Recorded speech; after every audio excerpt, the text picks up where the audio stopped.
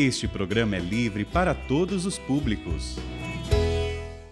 O Senhor esteja convosco.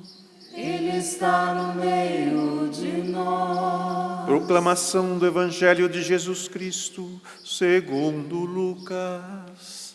Glória a vós, Senhor. Naquele tempo, o Senhor escolheu outros 72 discípulos e os enviou 2 a 2 na sua frente, a toda a cidade e lugar aonde ele próprio devia ir. E dizia-lhes: a messe é grande, mas os trabalhadores são poucos. Por isso, pedi ao dono da messe que mande trabalhadores para a colheita. Eis que vos envio como cordeiros para o meio de lobos. Não leveis bolsa, nem sacola, nem sandálias. E não cumprimenteis ninguém pelo caminho. Em qualquer casa em que entrardes, dizei primeiro: a paz esteja nesta casa. Comei e bebei do que tiverem. Se ali morar um amigo da paz, a vossa paz repousará sobre ele, senão ela voltará para vós. Porque o trabalhador merece o seu salário. Não passeis de casa em casa. Quando entrardes numa cidade e fordes bem recebidos, comei do que vos servirem, curai os doentes que nela houver, e dizei ao povo: o reino de Deus está próximo de vós. Palavra da salvação. Glória a vós, Senhor. Que as palavras do Santo Evangelho perdoem os nossos pecados. Amém. Amém. O evangelista Lucas, cuja festa hoje celebramos com muito carinho, com muita alegria, era de origem pagã, grego, e que, recebendo de Paulo o anúncio, entra na fileira dos cristãos e se torna um homem muito profundo, porque tinha estudo, era médico. E médico é cirúrgico, ele vai lá aonde está a enfermidade para poder extraí-la ou resolver. Assim também Lucas, no seu evangelho, ele vai no centro, ele vai na raiz dos acontecimentos e traz para nós, nos seus escritos, esse evangelho que é direcionado aos pobres, aos pequenos, aqueles que eram na época rejeitados pela religião judaica pura, onde não entravam os pobres, não entravam os pecadores, nem as mulheres e nem os doentes, que Lucas coloca com muito carinho no seu evangelho, essa proximidade dessas pessoas. E também os povos pagãos, que Paulo sai a evangelizar, em que ele também se faz presente junto, abrir a fé às nações.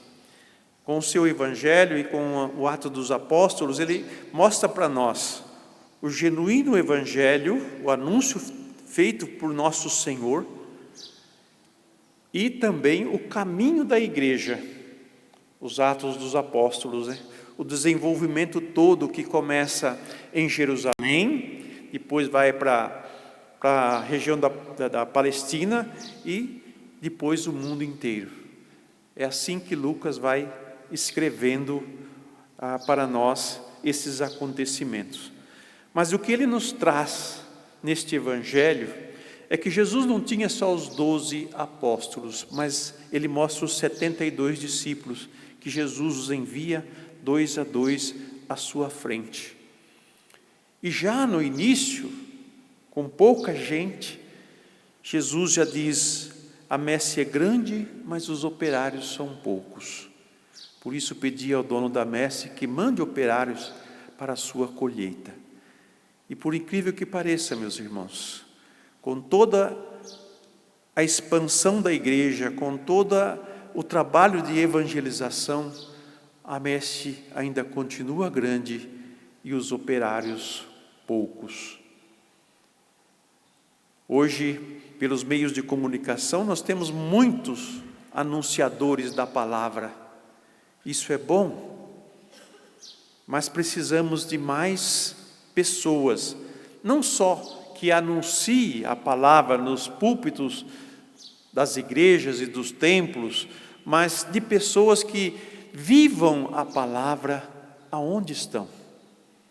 O testemunho cristão, a vida cristã. Porque Lucas, ele mostra a caminhada do anúncio do Evangelho, a conversão das pessoas, mas o ponto central é a vivência do anúncio feito, que Paulo buscou profundamente, Lucas também, através dos seus escritos, da sua vida também. O viver a fé cristã também é evangelizar. Por isso que a nossa missão, Canção Nova, o nosso carisma Canção Nova é de evangelizar, quer dizer, levar as pessoas a viverem o Evangelho. E quais são os primeiros que devem fazer essa experiência, esse encontro com Deus? Somos nós. Por isso só evangeliza bem quem é bem evangelizado. Só consegue comunicar Jesus Cristo aos outros quem o vive na sua vida, quem o tem no seu coração. Se Deus não fizer em mim uma experiência profunda do seu amor, se eu não fizer com Deus uma experiência profunda do seu amor na minha vida, como que eu vou dizer para os outros que Deus nos ama? E vou dizer como Deus nos ama e de que maneira Ele nos ama.